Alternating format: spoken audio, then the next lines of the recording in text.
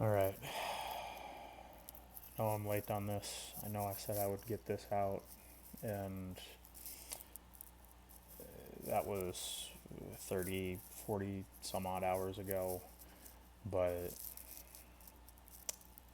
I tried doing this twice, and good, bad, or ugly, this is going to be my last take on this, and it's just going to go out.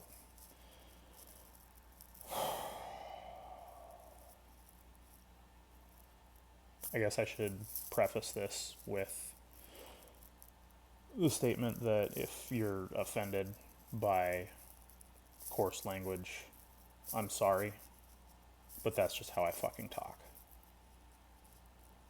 And I don't think that policing my own language is going to help the situation any.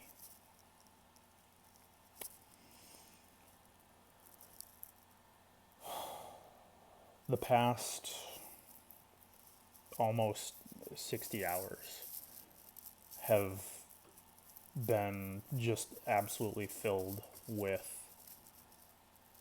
emotions that all I can describe are as rage. Such an intense rage. And alongside that rage is just this deep, abiding sadness for a lot of reasons. For first and foremost, the loss of life of Charlie Kirk, the loss of him as a person, as a leader, as a husband, as a father. That's just overwhelmingly sad. And there's a good dose of fear in there too. I'm fucking terrified. And I'm man enough to admit that. I'm terrified because we have lost the ability to debate. We have lost the ability to engage in discourse, in civil discourse. And I don't think that it's unrealistic to say that I am afraid, because I am Charlie Kirk. I mean, you look at the facts. A white conservative Christian man with a wife and two young children. You cut my hair, you shave my beard, you stand us next to one another, and we would be virtually indistinguishable. I am Charlie Kirk. And that scares me. Not because I'm afraid of losing my life, but because I'm afraid of what's going to happen if my wife or my children are put into the same position that his are in right now.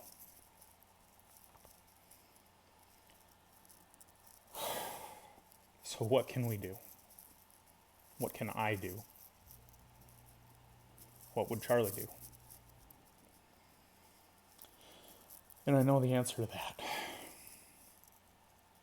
Because Charlie was a man of faith, and he would take it to God in prayer. And that just begs the next question. What would Jesus do? Jesus would forgive. Forgive all of this ugliness and evil that has manifested itself in the last 3 days. But I'm not Jesus. I'm human. I'm a sinner. And this rage that is welling inside me wants vengeance. It wants accountability for the actions that were taken. So I'm not there yet. And I don't know if I ever will be. Maybe not. But I can pray about it. And I can take it to God. So where do we go from here? First and foremost, we have to reject this idea that words are violence. Words are not violence. Violence is violence. There's a saying that the pen is mightier than the sword. Well, that's not true. Because a pen, putting words to paper, doesn't take life. Swords take life. The wisdom is knowing when to pick up the pen and when to pick up the sword. So, with that, in order to keep the pen in our hands, we have to police the rhetoric. For 10 years, we have heard one side calling the other Nazis, literally Hitler, an existential threat to democracy. It has to stop. It has to fucking stop, because this is not acceptable anymore. We've seen the results. We've seen the fruit that tree bears. We saw it live and in color on Wednesday. We can't keep talking like that anymore, because that's where the pen gets put down and the sword gets picked up.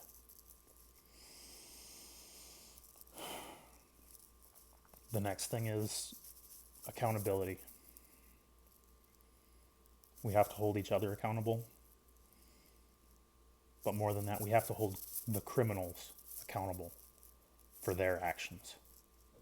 And they deserve the punishment that they get under the law. There's no more free passes, no more coddling, no more compassionate release. No. We have to hold the line. If you commit a crime, you will be punished appropriately for that crime. Full stop. And then finally, we can pray. Because like I said, I know what Charlie would do. I know what the Bible tells me to do. I know what Jesus tells me to do. Matthew 5:44. Love your enemies and pray for those who persecute you.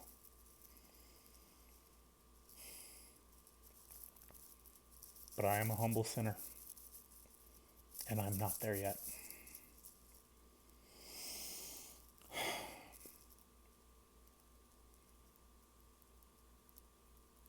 We lost a great man.